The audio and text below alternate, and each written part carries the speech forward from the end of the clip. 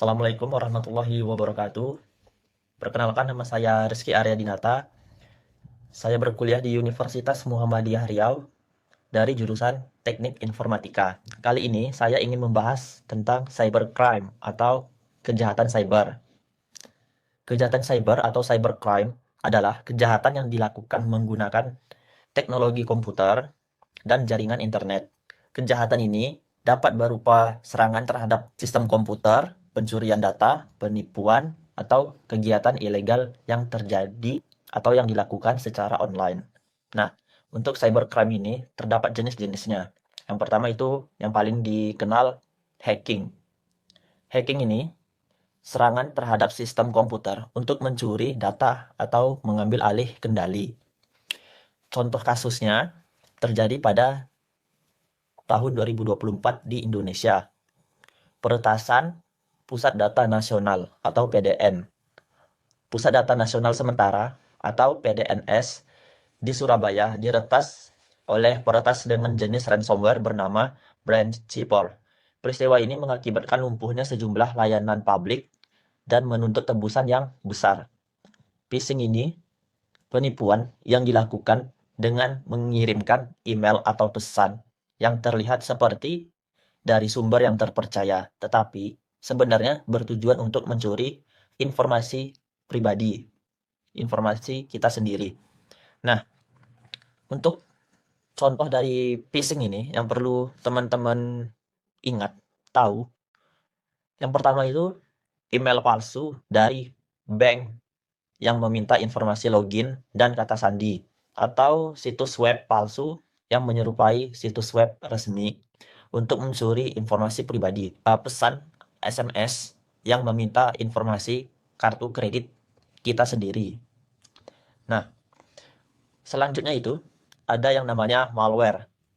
Malware ini perangkat lunak yang dirancang untuk merusak atau mencuri data dari sistem komputer. Jenis kejahatan malware itu seperti apa?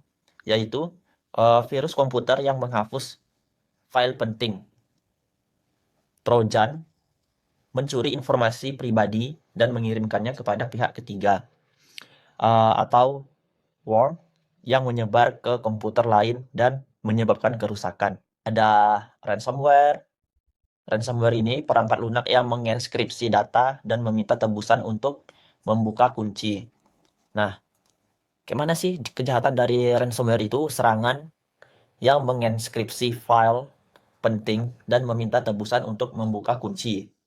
Serangan ransomware yang mengancam untuk menghapus file jika kita tidak bayar dalam waktu tertentu kepada yang mengirimkan ransomware ke kita.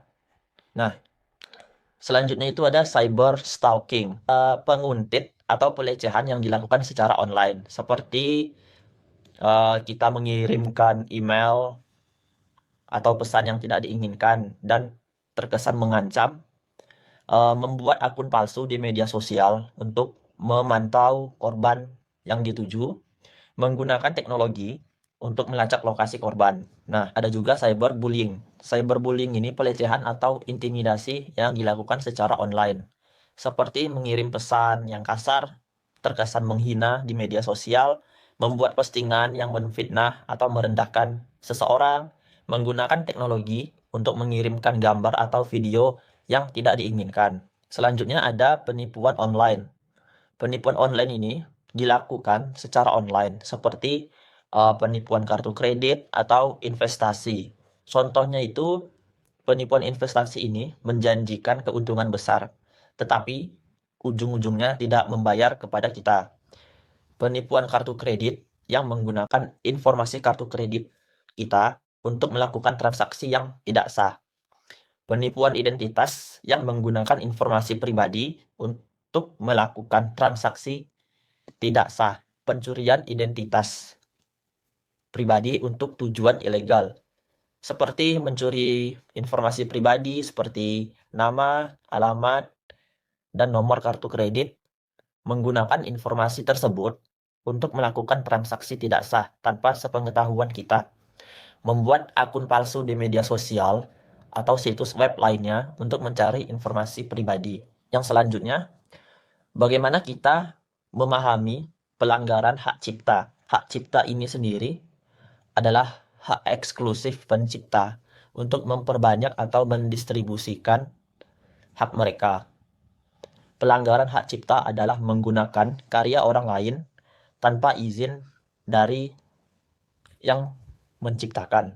Contohnya, mengunduh musik atau film ilegal di website ilegal, memfotokopi buku tanpa izin, menggunakan gambar atau tulisan orang lain tanpa mencantumkan sumbernya. Bagaimana sih kita mencegah perilaku cyberbullying?